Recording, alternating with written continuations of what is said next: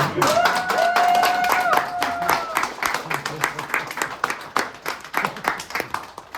hello everyone. Welcome to 5325. We're here to celebrate Mike Golash, my father's 80th birthday.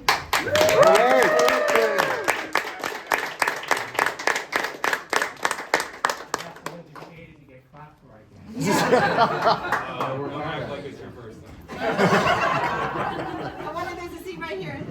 Come on in, there's seats over here. People that want to sit down. Come on in, don't be shy. We want you to see everybody's face. Come on in, Brett. There's a seat right there. There's a seat right here. Seats. Would you like to sit on the couch, dear? Okay. All right, so welcome everyone. We just want to say a few words. Us siblings, children. I definitely saw her. She was just here. Katrina. Katrina, come on over. All right. So we wanted to say hello, happy birthday to my father, and want to say a few words. But Ian here is going to introduce the question that we're going to ask, and we're going to start. But anyone else is welcome to answer the question. So listen hard and think. Yeah, not only are you welcome, you're expected. We're making my dad really uncomfortable by putting all this attention on him, so we want to spread that. I know that speaking in front of groups is like the #1 fear for everybody. So today's the day when you get to suffer time. The day ending. And the day you get to face your fears. So the question is posed in this way. When you consider the impact that Mike has had on your life, what comes to mind? That could be a word, you could tell a story, it could be a feeling that you have. And me and Tanya are going to try not to cry. We think that crying is great. We believe in processing emotions. Just one word? Or as many as you want. many as you Minimum want. is one. At least one word. Minimum is one. When you consider the impact that Mike has had on your life, what comes to mind? You can say a word, you can tell a story, you can share feelings, you can just let it flow out of your body. You can do an interpretive dance. If that's your Interpretive dance. You like that one? Ding, ding, ding. Well, I'm out. Okay, well, Mike, We're going to start with me. I'm putting myself on stage. We want to make sure Sean and Katrina, Justin, where's Justin? Justin's tending to the pork. Okay, so. sounds like a terrible I know. As I was saying that, I was like, yes. You know, obviously, dad has a big impact on your life as a boy, as a child.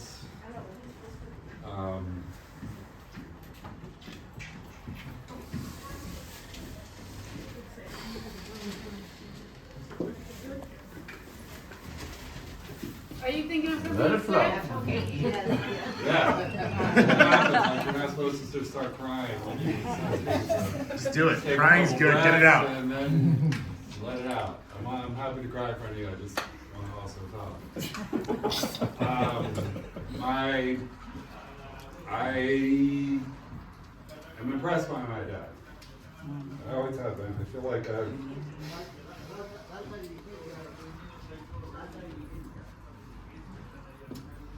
We know the emotion. We feel the same. We know the emotion. I've lived in the shadow, I think, for a lot of my life. And I've enjoyed that sometimes. I've struggled with that sometimes.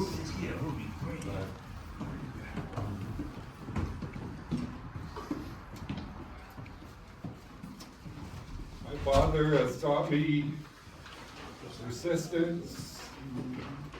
He's taught me a way to look at the world, which has been very valuable to me.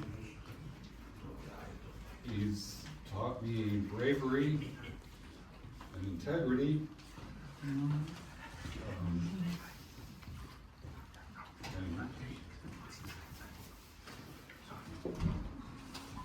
yourself, to be true to your heart, to your intuition, to be loyal and stand with your family and your brothers and sisters. And I am eternally grateful for all of that. Here, here. Here, here.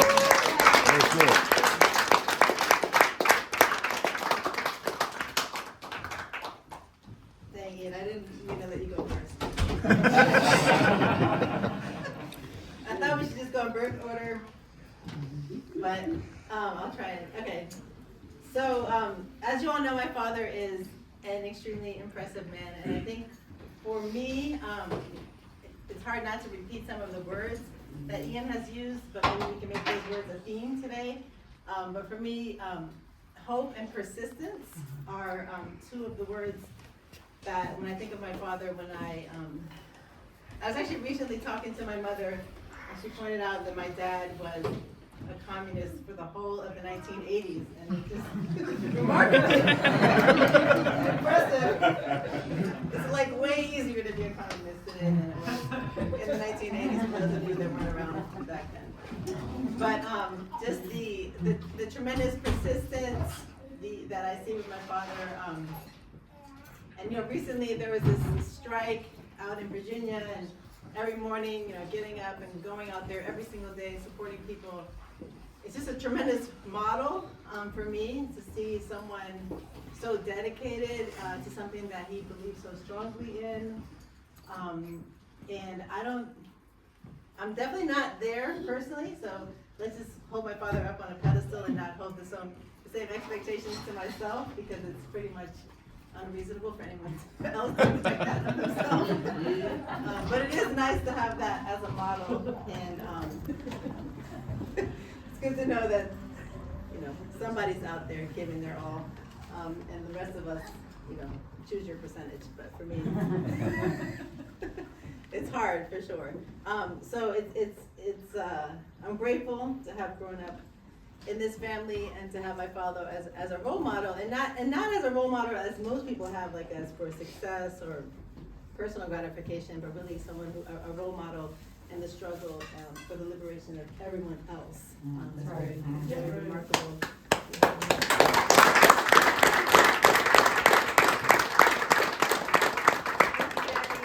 love you. Happy 80th birthday. Here's to 80 more.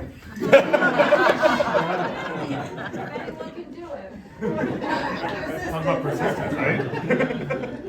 All right, Sean. So it's just one word, right? Go for it. So, all right, so daddy, okay? No, so, for me, my dad is,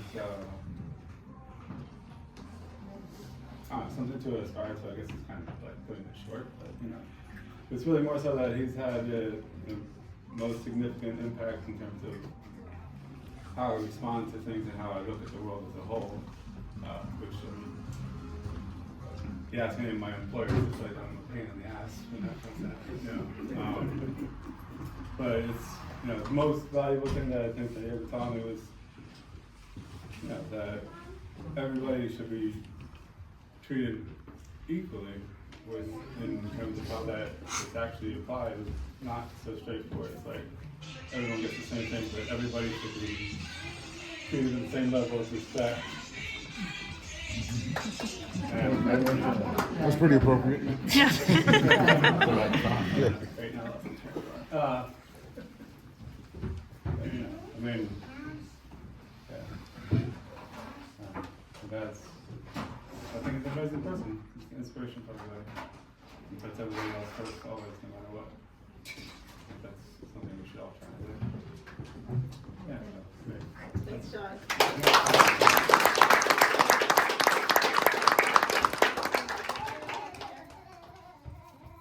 I wouldn't be here unless my father were here, so I'm glad about that. And I don't know what to say, I don't know what to say. There's nothing you can say to cover your love for your father. Yeah. So, I don't know what else to say. if I wasn't, I wouldn't be here unless him and my mother were here. So, I know that. So thank you.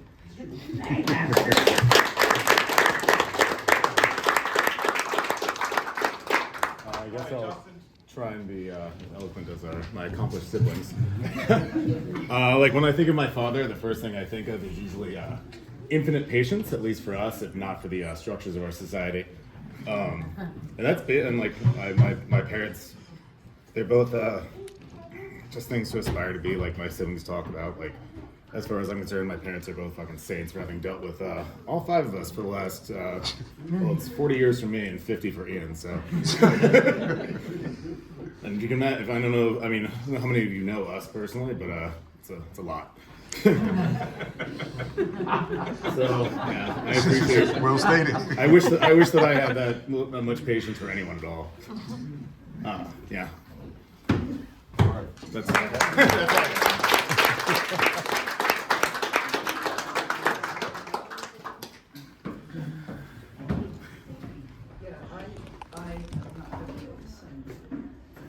All right, so who wanted to be first? Sarah. Sarah. Okay, all right. Okay, so I met Mike when I was like 21. And so I have grown so much under his leadership and his, just his steadfastness and his very calm demeanor in a lot of situations to help us when we're in really tight situations with the cops or the racists.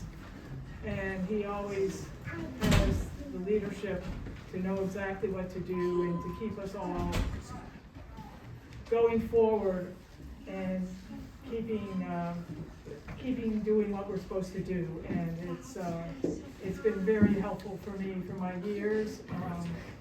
And my children have enjoyed learning from him as well. Thank you.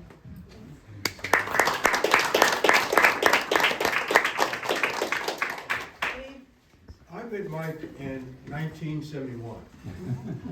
And I met him on 18th and Columbia Road. He was selling a newspaper, Challenge.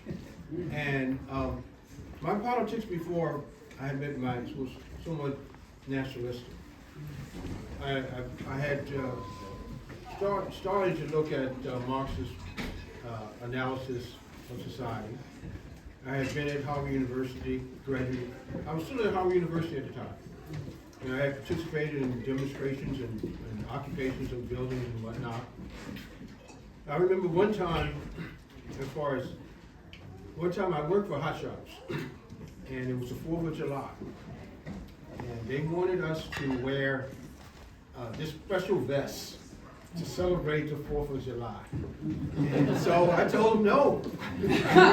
I had nothing to celebrate. I had read Frederick Douglass' statement about what is it for a black person to honor, be happy about the 4th of July, what does it mean? And I said no.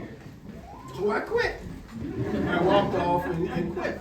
So that was one of my political activities. I had occupied the Douglas Hall at Howard University when we took over the buildings and had demonstrations and whatnot.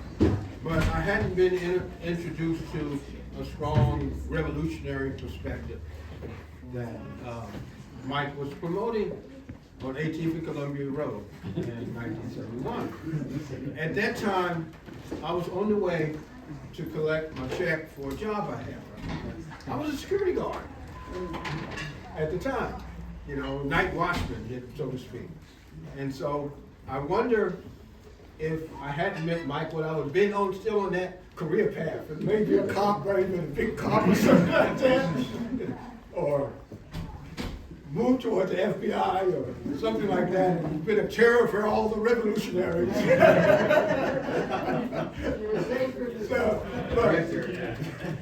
But as a result of meeting Mike, it's a chance type of thing, You're going somewhere and someone meets you on the corner somewhere with a paper that has a revolutionary perspective, and you wonder where would you have been if you hadn't met. And I joined the party, and I was in the party for many years. I'm not active in the party right now, but my perspective on life and how I relate to people right now is a reflection of my revolutionary perspective. And the love that I have for everybody, you know, whether they're white, black, Chinese, or everybody. I see them as victims of capitalism and anything else. And so that perspective still drives me today. And what I do almost every day, I'm still pursuing revolutionary change in my life. And I think that I would have been on a different type of path if I hadn't been on that corner at 18th and Columbia Road going to my job. You know, it might not, you know, it may have been somewhat a similar path. I wouldn't be here with you folks today enjoying this 80th birthday. And I think I appreciate that. I appreciate what I've learned from the party. I appreciate what I've learned from Mike as well. And I will continue to work that way to my dying day as far as struggle and the ideas that I believe in and as far as change. And that's what I've got. And I appreciate that. Thank you. Go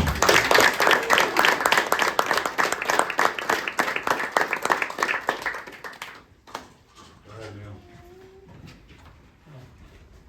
Well, I met Mike and Deirdre in 1971 when I moved down here to help expand Progressive Labor Party's impact in the DC area. And I was a stranger in a strange city, and Mike and Deirdre very graciously would invite me over to dinner frequently. Now, we all know Mike as an unparalleled political leader. But when he was young, he was also the fastest eater I'd ever seen.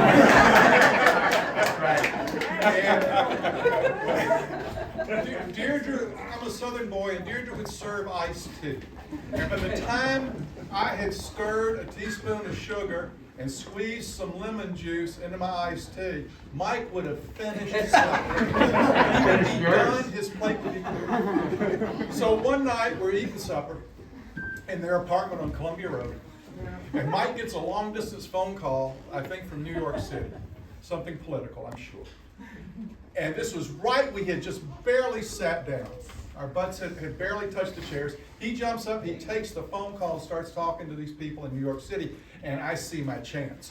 I don't put any sugar, I don't put any lemon juice in my tea. I start eating. I'm shoving it as fast as I can. And he talks and he talks and he talks and he talks. And he came back, I don't know, maybe 10 minutes later, and I still barely beat him done. And now, some 52 years later, that's one of the greatest triumphs of my life.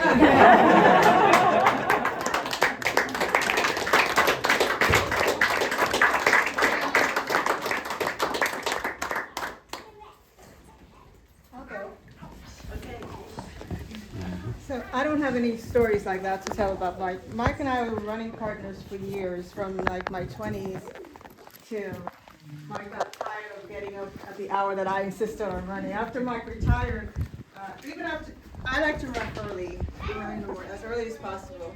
And if we were marathon training, that meant starting runs at 5 a.m. on a weekday to do 20 miles before you get to work. And Mike would drive up to Montgomery County to do that with me, which I totally appreciated, because a lot of times we started out in the dark, in a park with no lights. So it was always nice to have somebody with me. And throughout all this time, Mike has been one of my most reliable friends. Mike has answered my call at all times, to do, hey Mike, I need this, I need you to help me do this. I remember I'm involved in race management, and I was down in Virginia, and at the time, one of the world's best female runners, she was here to run a race, and she wanted to drive the course. She wanted to see what the course was like. And somebody came to me, do you know anybody who can do this? And I'm like, oh, maybe Mike can do it. Nobody knows the streets of Washington like Mike, so I called Mike on a Saturday morning, and he dropped everything, came down to Virginia, drove Elena Myers around Washington. She actually won the race. And it was a world-class race. It was like she is literally one of the top runners in the world at the time. So, and I don't run as much anymore because my knees have given out. But through all of my running career, it's been Mike. We ran Mike's first marathon together. Wait, I'm gonna tell you this. So Mike, I had run a marathon before. I think I'd run 2 before. And the second one I ran, he actually ran about 10 miles with me, maybe, like the last 10 or 12 miles. So Mike trained with me for his first marathon. I mean, 20-mile runs week after week after week. And all through the marathon, we were running, the Marine Corps marathon, we were running side by side. Around mile 23, I said, he's like, I don't think I can do this. I'm like, Mike, you've done this much. We can do that, we can plod along and finish. And it really is hard, but at that point, it's mind over matter. Right? I'm like, we can do this. So in the Marine Corps marathon, at the time, you finished up a hill. That's right. And right around 26 miles, you're up in the middle of the hills. And we're running along, and he's looking really bad, like I'm sure I did too. And out of the blue, Katrina runs out of the crowd. I mean, you didn't even know that Katrina. So Katrina's like, Dad, and she's running. And we're side by side. We've been side by side for 26 miles. Finish line. He steps in front of me. I'm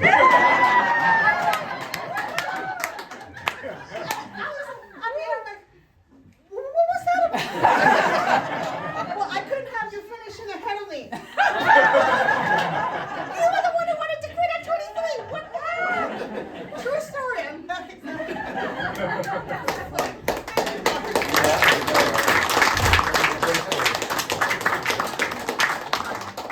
I was ready to stop at about 25 and a half. I just remember you saying, I can't do this. I'm like, of course you can. We've got almost all of it. You can finish this. And Mike, actually, did you win your age group?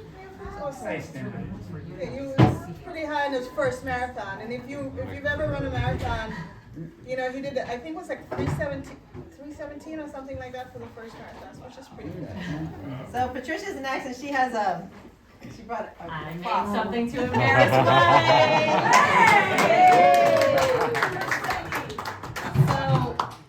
So I think as we're all having problems with, the number of, words to express Mike's impact on all of us, I also had a similar problem picking pictures because there are so many great ones that show, all of Mike's, everything, all his accomplishments, all the struggles he's been a part of, his family.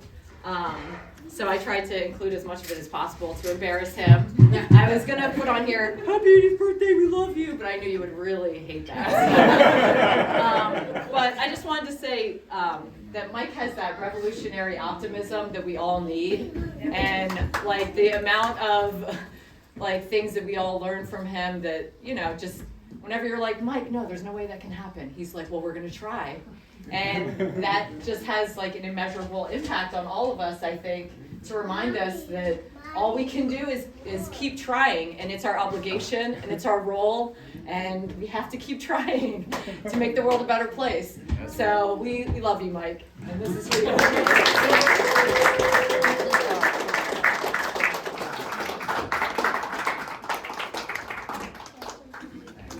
Yeah, we're gonna go right around the circle, so the extroverts don't dominate. So you can just say a word, or you can pass. If you want to pass, that's always fine too. You want to say a word? Yeah, sure. So I remember Mike largely because pretty much every time I've gone to a rally or a protest, I've seen him there, and like the word that comes to mind is stalwart, because that's what Mike is in my mind. Is he's a stalwart. And I mean, I remember, meeting him back during Occupy, which was over 11 years ago now, and,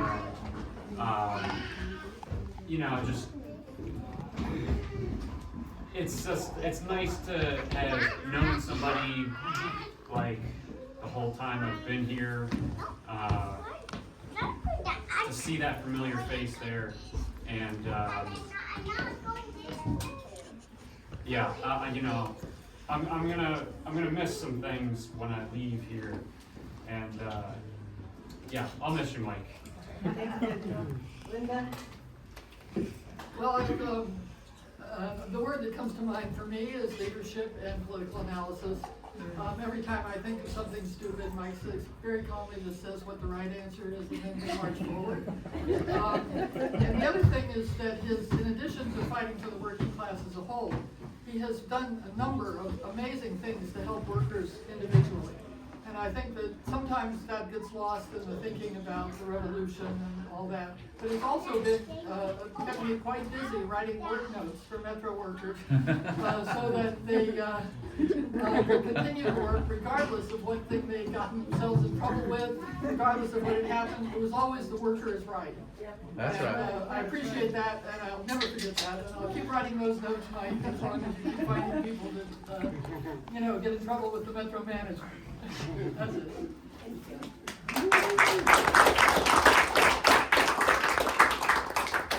Hi, my name is Noah. I've known Mike now for about 1.5 years, I think.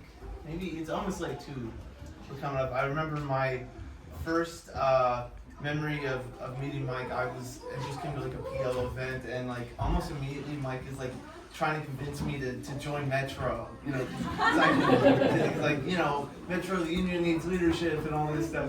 And I'm like, who is this guy trying to like do this? Yeah, I guess I would just say, you know, Mike's left a big impression on me. He's, you know, a real inspiration to me. And yeah. Where are you working?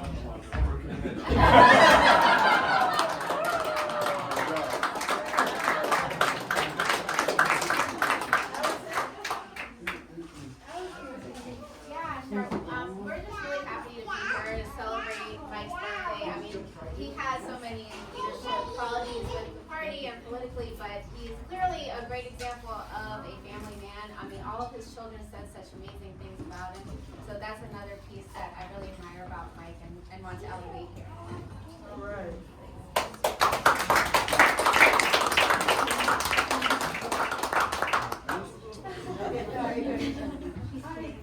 Hi, I'm Sarah. I met Mike back in my first days of going to protests and rallies and everything, and again, just like Pedro said, every time I went, there was Mike always talking and coming up to me and sharing his views, and just, yeah, always gives me the inspiration to keep fighting and to not give up, and to keep my beliefs strong and make sure I'm sharing them with others.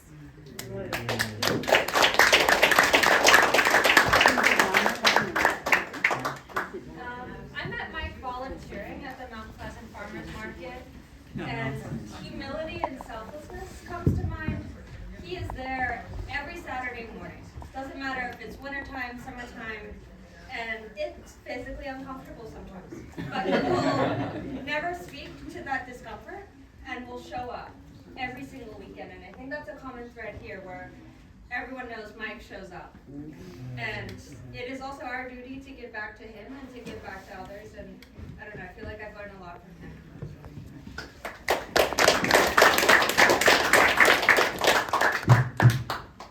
Hello, my name's Ricardo, and I also met Mike at the Mount Pleasant Farmers Market, introduced him by yeah, who started volunteering there way before I did, and then, you know, passed the torch on.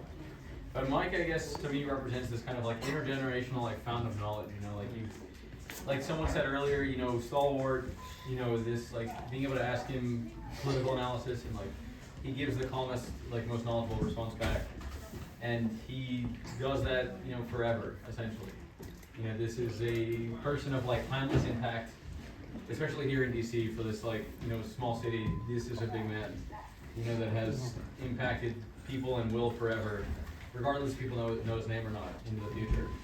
And I think that's kind of like the most crazy thing to see and to, you know, especially being here and experience the direct impact from people that are showing up here right now for Mike. You know, it's awe-inspiring, and overall just is like a communal torch almost, like an Olympic flame.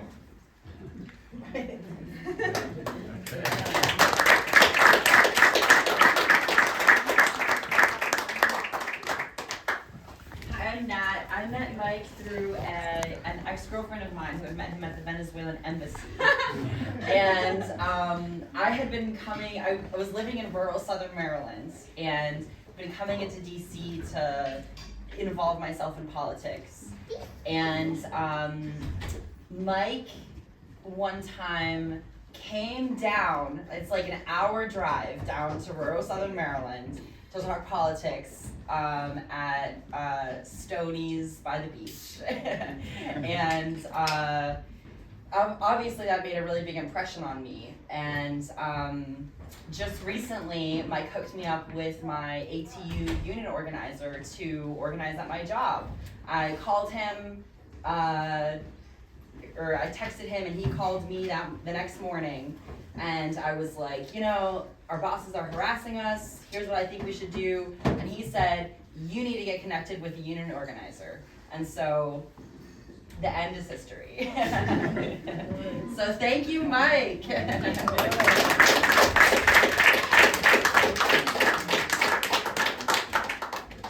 So like you, I met Mike. I'm not a good public speaker. I should be. I'm a public school teacher, but I'm not.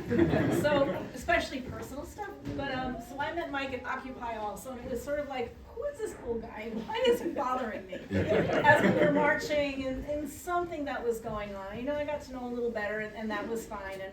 And I found out he knew all these people, and his wife was his professor, and he knows his professor at Howard, and he must be important, right? I was really thinking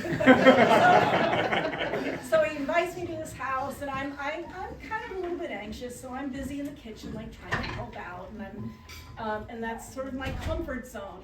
So I'm doing something with the sink, and I turn the water on, and I break the handle. And the water is just pouring out of the faucet, and I'm like, shit, and his wife is here and his family, and I'm just totally, and you know, and I don't remember who came by, but they were like, yeah, it breaks all the time, just slap it. But that's sort of what you see is what you get with Mike. And I think it took me, you know, as you get to know people, it doesn't matter who he knows or who he doesn't know. He knows everybody because everybody's important to him. And anytime you have a discussion with him or somebody he knows, it always goes back to what you see is what you get. Whether it's a broken faucet, what you see is what you get. We can put it back on and it still works, and that's the important thing. And you know, everything that everyone else has said, but what you see is what you get, and that's really important to me. His brilliance, his, you know, the fact that, like you said, he's been, and that's why I became a communist in part, is what you see is what you get with Mike. And I think that's what communism is all about. It's about the worker, it's about each of us participating in society and giving what we can, whether it's, you know, a broken faucet or teaching or bus driver, whatever it is, what you see is what you get, and we all have to be part of that. And I think that's the most important thing.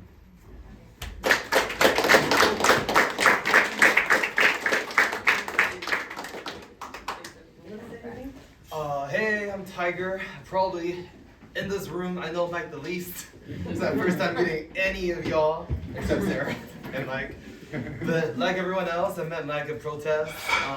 Mike is always, you know, talking about PL, always talking about the union. I didn't know he was retired because he was always talking about the union. I was like, what's the deal? Are you like, go back to work? And always talking to young people too. And like, as someone who is young, and like, I guess what Mike does really reminds me of my own grandpa, who's also a lifelong communist. But also, it's really like, for the first 80 years of his life, 80 more to come, you know, it's spent to, you know, for a higher cause, for the liberation of humanity. And that's something that like, I really admire. And I think it's really up to us young people to like, keep joining the fight, you know, like to make this world a better place and to, yeah.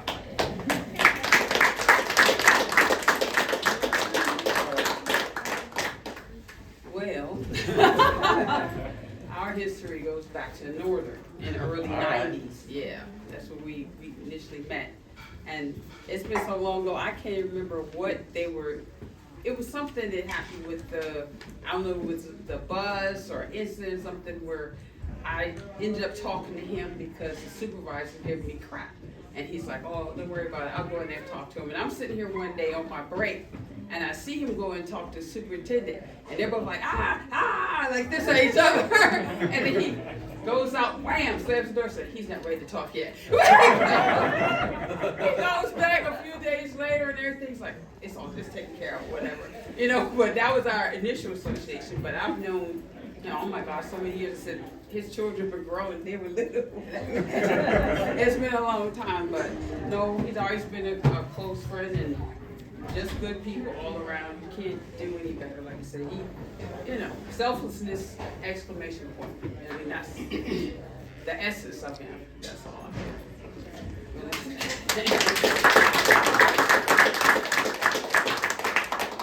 I met Mike in '71 when Sarah drove me to their apartment. I just remember Ian and Tanya running over each other over top the coffee tables. But I just have to thank both Mike and Deirdre for just bringing me to realize I came from York, Pennsylvania, which is one of the most racist places in the country and still is. And to develop my anti-racism that has just helped my family become a better family. And both of my children are now fighting for the cause. And I thank Mike for that, for just bringing me around to all that. And, I'm also a runner, so that's so Mike came over to me. Thanks, Mike.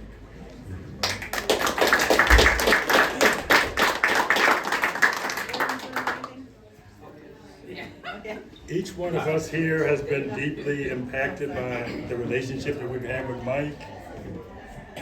And he's been everything to me. He's been a mentor. He's just shown me the way that the labor movement is about working, the right way to make it work. But I don't want to be a party pooper, but I do want to say this. I thank Deirdre for sharing Mike with each one of us. Without your support, without you helping us by sharing Mike, your willingness to share Mike, then the impact that he's left with each one of us, it wouldn't exist. So I want to thank you, Deirdre, for being the kind of lady that you are. And you've always been my hero. Thanks, Mike. Thanks, Mike. I've been knowing Mike since '78. We drove a bus together. He's been a real good friend. And I've been trying to get him to let me write an article in his paper since 1978. So maybe he'll let me. But he's a good guy. Good guy. Thank you.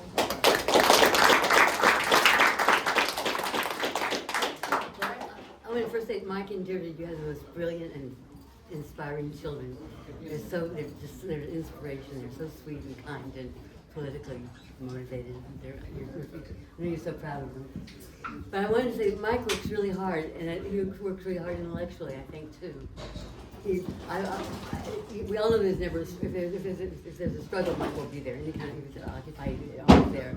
But he also, if there's a conference with political tendency, he'll be there too. And for years I've watched him go to these anthropology conferences that are politically. He's not an anthropologist, but he holds his own and makes them think more. And but he also works really hard and prepares for these conferences. And I'm just so impressed by that, by how hard you work, the way your whole life is an intellectual journey. That's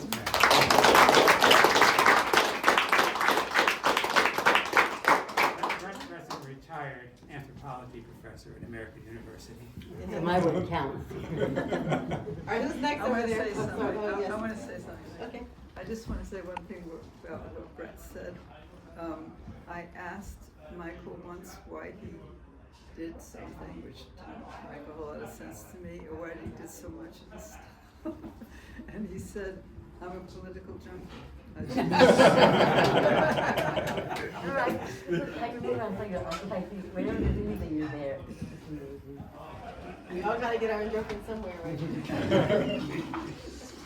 Well, I guess like a few people here, I met Mike at Occupy in 2011, and I remember like talking in the library. Like you seemed so unassuming when I met you, and then you get into conversation with Mike, and you know it always is interesting, and you always know where it's going to lead. And back in 2011, Mike was telling me about Marxism and the revolution and all this stuff, and I was like, Mike, what are you talking about? Nobody believes in this stuff anymore. And he didn't care, I think he heard that a lot from people, and he kept going about his way. And I remember in those days, I'm seeing a lot of Mike at Occupy, who's absolutely a stalwart, always there. And I also remember a lot of, there were a number of meetings that were just where like Mike just said some unpopular opinions and had whole big rooms full of people just yelling at him, trying to throw him out, getting up in his face, telling him what an asshole he is. And just Mike remaining completely calm, just standing his ground, being reasonable, never rising to it, just sticking to what he believed, being courageous and honest all the time in any circumstance. And it was so inspiring. And yeah, I thought that like a lot of the stuff that Mike was saying was just totally out there, but then I saw just like the courage and the persistence, and I couldn't help but admire the man, and that made me really start to consider what he was talking about. And it's really changed me, put me on an intellectual journey, and changed the way I see the world, even if we're not 100% eye to eye on everything. But I really admire your courage, and I think that shows up in a lot of different ways. And I agree with a lot of the younger people who say, you've really like, we feel like a burden to sort of carry on your legacy. And I feel really inspired. No, honestly, I feel inspired to have this connection to movements that I like intellectually knew about, but have never, had no experience of. And I really appreciate just like the perspective you can bring to things, and I always find it enlightening when we get a chance to talk. So I'm really glad to have met you, Mike, and I'm glad to have met all the people who you bring together. He does it with his courage and persistence.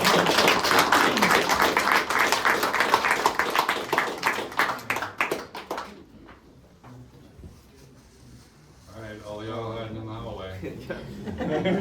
As I get ready, I guess I could say a tiny bit. So I know Mike through Occupy as well, and I don't know, I thought his stories were so interesting that I ended up writing a series of oral histories, like interviewing people that Mike had worked with on the 1978 bus driver strike. And it is pretty amazing. I mean, it was like 40 years later that I interviewed all these people, and they all like really, you can see like the legacy like is still with them, and the things they had to say about him, and it's all the same things we're saying, integrity, like courage, like sticking with it.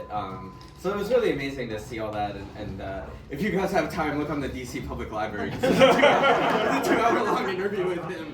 And my final thing I'll say about that is like, the Washington Post took interest in that, and they wrote a story about it. And I think to show like Mike's courage and conviction, the only quote that they pulled was Mike's. So I think it's still sticking to the bourgeois press.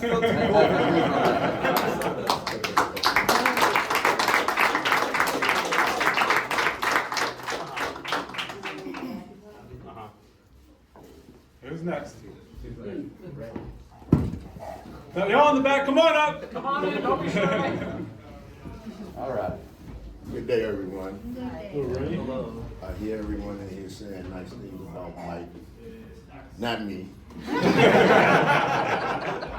So, as a kid, my father used to spank me. And as a man, my father still spanked me, but he spanked me with his words.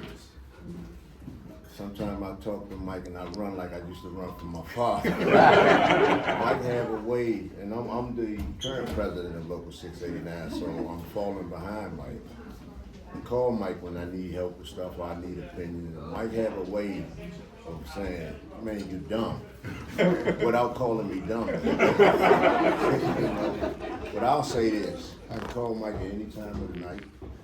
Mike answer the phone and give me whatever advice I need. Sometimes we agree, most times we disagree. My proudest day as a president, and it brought tears to my eyes, Mike don't know it. He just know it now. I did a contract and he agreed with me.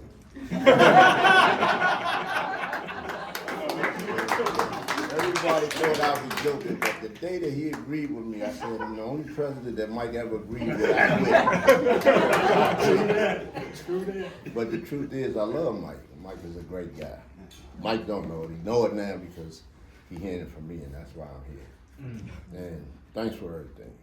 I'm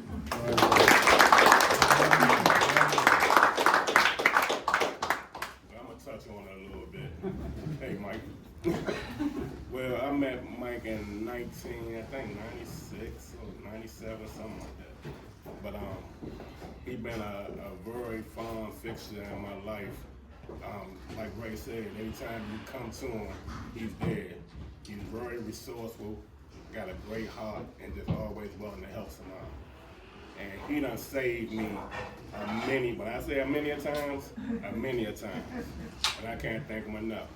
One of my many, but I'm gonna just touch on one of the fondest memories. I had an incident at Royal Street. And so I need a union representation to come up. And when you see the union president come in and sit into your meeting, you say, oh my God. And of course, Mike pulled me through that. And it's so many other things that just give you great advice. My nickname for him is like the rocket scientist. He always has the answer. If he don't have the answer, he's going to find it. And like Ray said also, you can call anytime.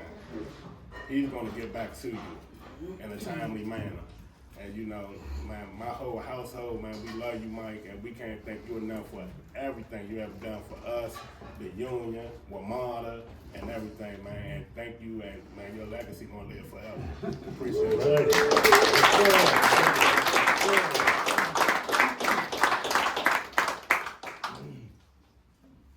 Oh, and he helped me retire too. Thank you. I'm on right back there. Comfortably. Yes. Well, hello, I'm Ruff. Hi, Ruff. How you doing?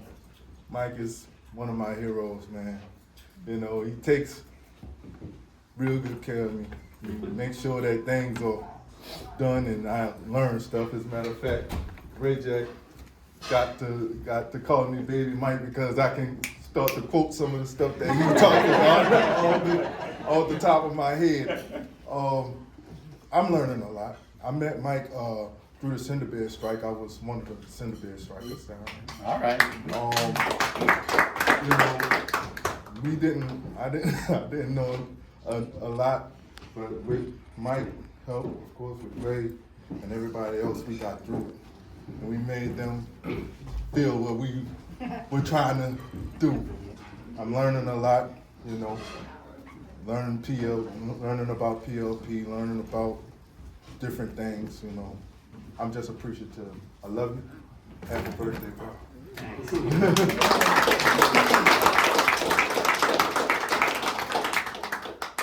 All right, who's next? They're on. We still got more people in the hallway. Okay, well, I guess I'll go. I met Mike several years ago working for Northern. Mike, when I came to WMATA in 2006, Mike was the union president. So when I seen him at Northern, I took an opportunity to ask him a few questions. I felt he was very knowledgeable. Turns out he was more knowledgeable than I thought. He has a vast array of information, politically, policy, whatever you want to know, he has an answer, as they said. He's given me opportunities he invited me to his house to give me extensive information on WMATA policies and the PLP and how they operate. Invited me on some of these protests in New York. While campaigning for another coworker, I've seen how he operated and how he gets around and talks to people. He actually gets his hands dirty. He gets in the trenches and talks to each individual and gives them a breakdown. It takes time to have them understand what they're getting into with this particular person that they may be voting for. I didn't see a lot of that with everyone, but Mike did that for this particular person. Alongside Mike, I've learned a lot. Once he found out I was in a few protests, well, actually one protest, not a few, I'm sorry. I was with a protest at UDC when they was closing UDC down, and we was part of that, and we sat out, we was in the street overnight, it was cold that night. He found out I went to school with his kids, so I felt welcome with that.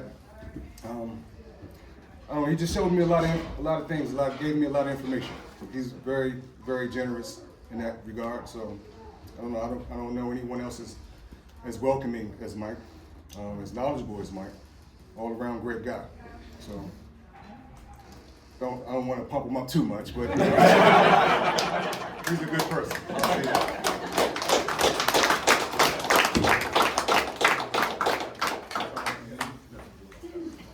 Well, I don't have a whole lot to say because after all, I see him almost every day.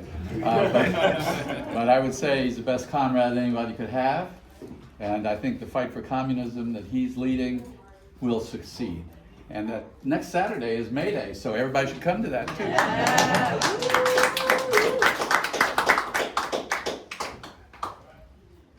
All right, everyone said that. I'd like to say that I met Mike on Single Bed Strike in 2019. Yep. Yes. Since then, he's knowledgeable. He accepts everyone who's in. And he's polite and listen everyone. He has not even had time to understand every accent.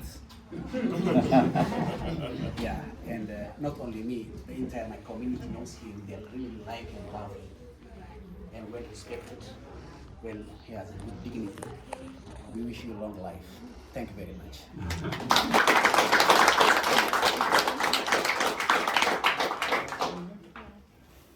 I'll just say real quick, happy birthday. And thank you for your generosity of your time and your ability to analyze things and all the wonderful comments that everybody has said before. I support. I thank you for bringing together so many good people. I met Mike in 72. 72. It was at a picnic in Rock Creek Park, and there were some wonderful people there who helped me understand. There was a little boy sitting in a car, and he wasn't acting very friendly, and someone said to me, he has lead poisoning. He was lead poisoned when he was at birth, and that started me with an interest in environmental health. And there was another person there, Linda. We took a walk together, and we were talking about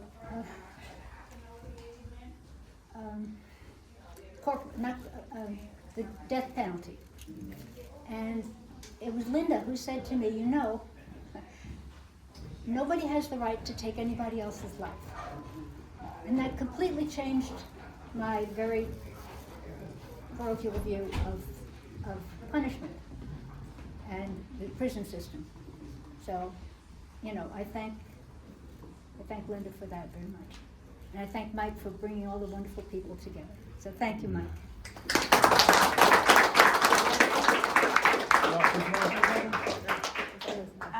Sure. So,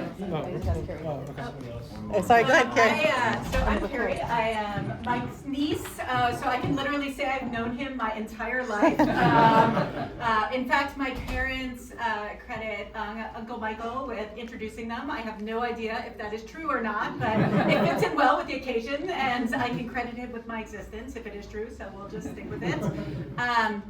Just a quick story. So my youngest was born on May 2nd, and it was a scheduled birth. So that meant on May 1st, May Day, Lou and I were able to get out for a last hurrah dinner. And we're on 14th Street, and the May Day parade starts going by. And of course, I'm craning my neck to look for my Uncle Michael. And I don't see him, but someone comes down the street and hands me a copy of the challenge. And I said, wow, I haven't read the challenge since I was in high school.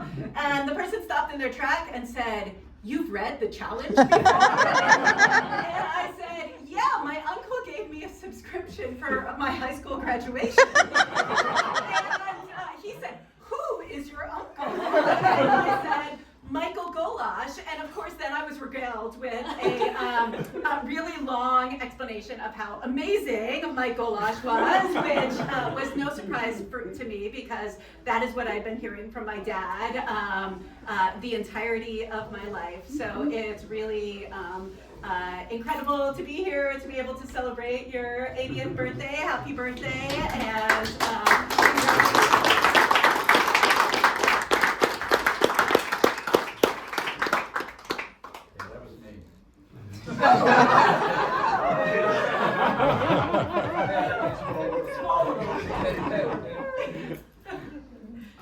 Well, I met Mike sometime in early spring of 2019, and there was some kind of protest. I think it was, I think it had to do with the attacks on Venezuela, and I remember I was looking for an organization because, that's what communists do, and I remember I was in front. We ended up somehow in front of the White House, and I was talking to Mike, and we talked about I just remember thinking we were in front of the White House and we were talking all this stuff about communism and the feds infiltrating, the history of the labor movement. I just thought it was funny, but he's an amazing comrade. It's amazing to think somebody's so dedicated, and I want to live up to that, and I hope other people want to live up to that, because we do need to build communism. Okay, Daddy, you have the last word. Well, I think that I appreciate all the kind remarks, but in 1968 I was at Columbia and I walked into the city. There was this group of So he doesn't always answer the phone.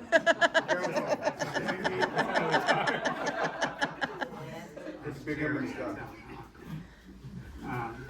So I walked into this Ferris Booth Hall, which is where there was a group of students who help out on the campus, do tutoring. Deirdre was sitting there,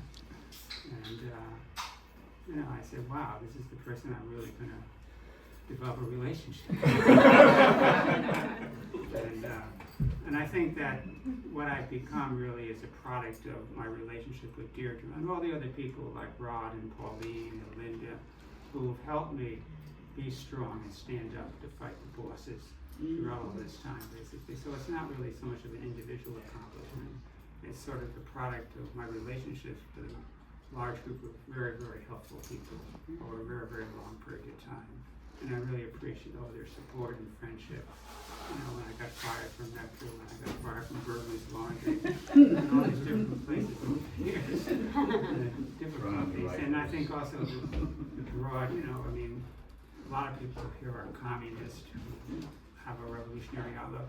And there's people like Kerry who work in the White House, or did work in the White House.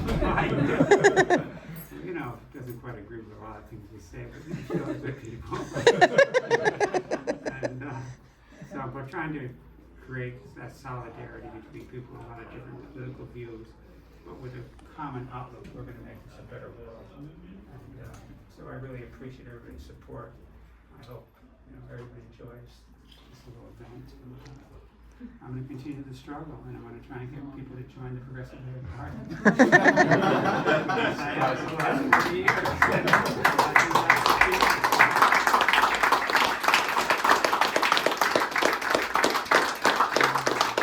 That's right, everybody. Happy birthday. Michael said no gifts, but I'm sure you'd accept if you joined the Progressive Labor Party. Thank you all very much. Happy birthday, Daddy. Happy birthday.